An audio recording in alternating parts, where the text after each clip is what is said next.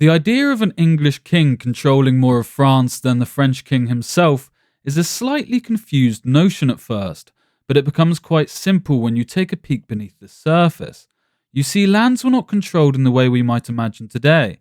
The King of France, for example, would have his royal domains that he himself owned, but much of his land would be ruled over by dukes, who held vast amounts of power and controlled large armies.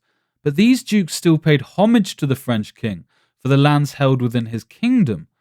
But if a duke, for example, was able to bring a large amount of land and wealth under his control, he might himself be a more powerful ruler than the French king.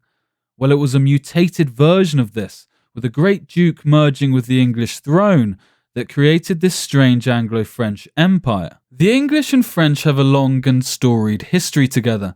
With marriages and wars the mortar, and kings and queens the bricks, they built a grand structure of power in Western Europe from which they waged war.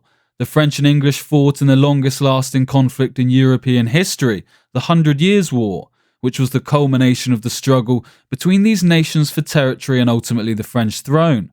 Before that great war, there was a king in England who had already achieved what those who came later dreamed of. He ruled over what was known as the Angevin Empire, a term used to encapsulate his vast kingdom. It stretched from Scotland southward, touching the shoulders with the Pyrenees, and eastward from the coast of Ireland, across France, almost reaching the Italian Alps. An English king with more French land than the French king himself.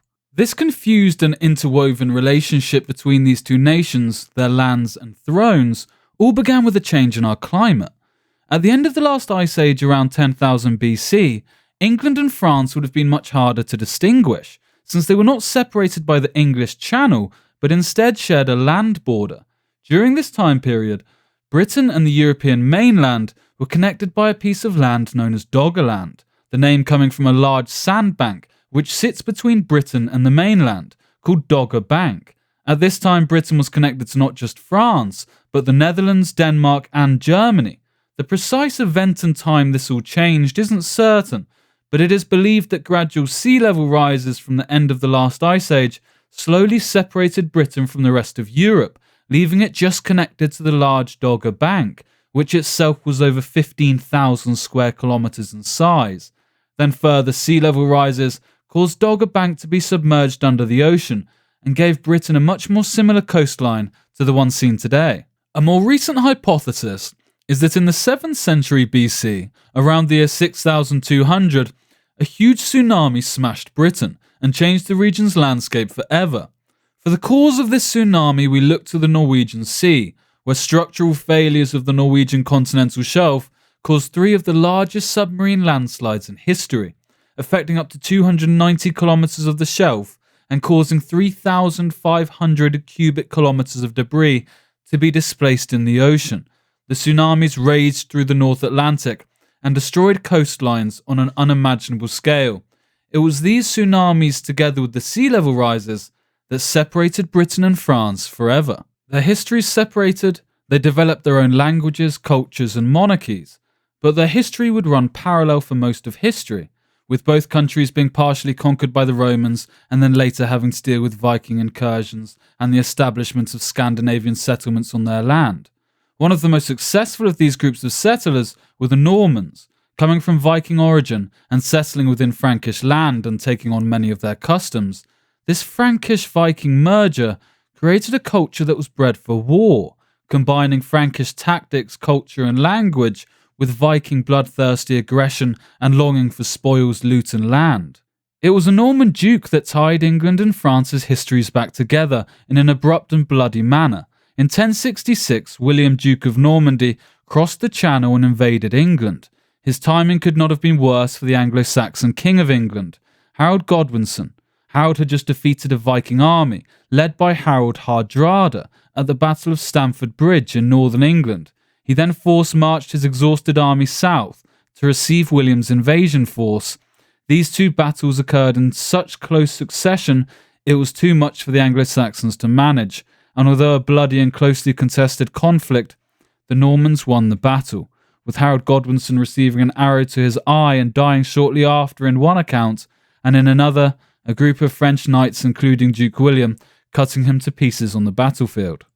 Regardless of the method of his death, The invasion from the continent brought to an end an era of Anglo-Saxon and Viking kings, and started the next phase of English history, the period of Norman dominance.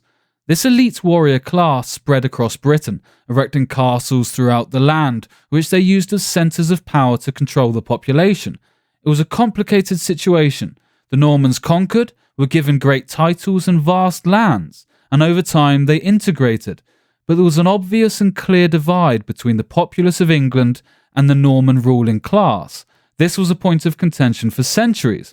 But as time went on and Normans married into English families and had English-Norman children together, the divide became more slight, but the separation was ever present.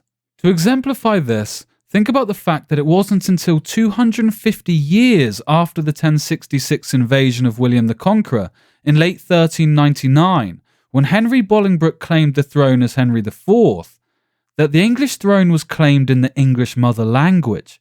For the last 250 years before that, all kings during that time period had been French-speaking, and many of them spent more time living in France than they did in England, and didn't even speak the common language. From William's conquest in 1066 to the mid-1100s, the Anglo-Norman Empire was defined by power struggles and war. Two of William's grandchildren would battle for the throne: Matilda, the daughter of Henry I, William the Conqueror's son, and Stephen, the son of Adela, a daughter of William the Conqueror. These grandchildren fought in a brutal civil war known as the Anarchy. It was finally ended when it was agreed that Stephen would rule as king, but on his death, Matilda's son by the Duke of Anjou would inherit this Anglo-Norman Empire.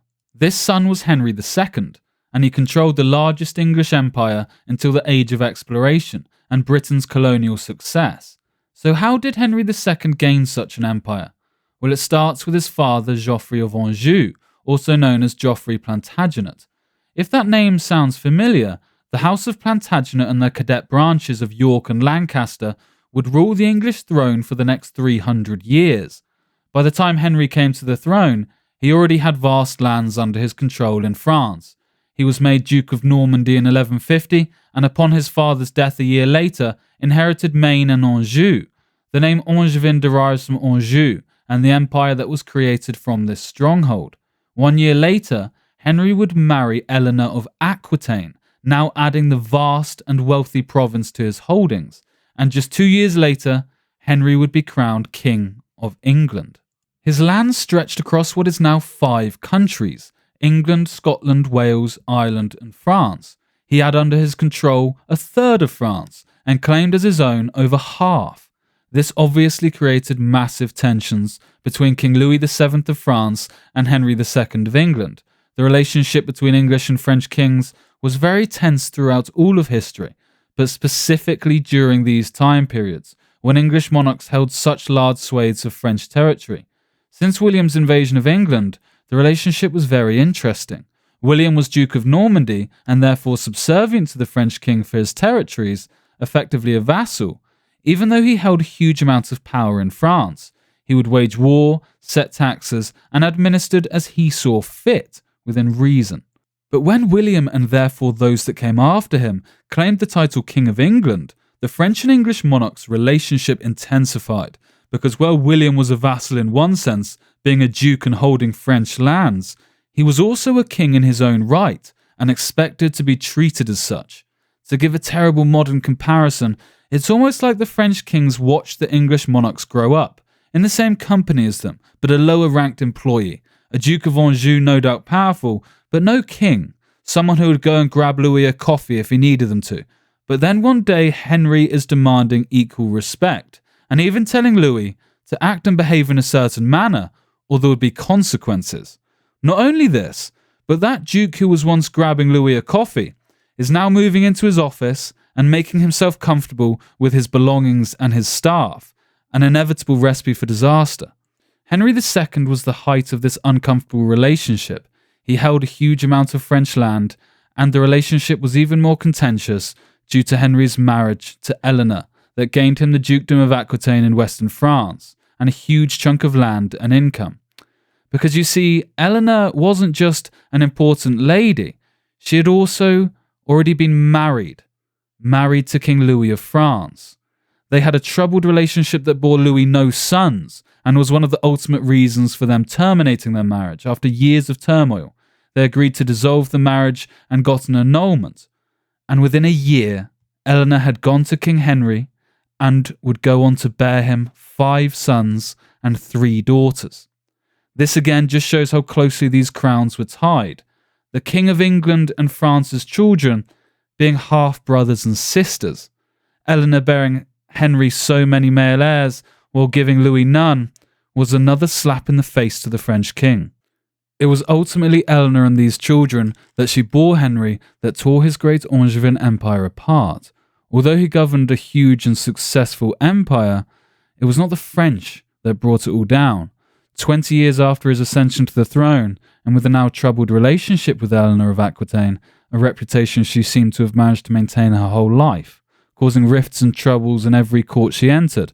It is even said that Henry II's father, before his death, warned Henry to avoid such a woman as Eleanor.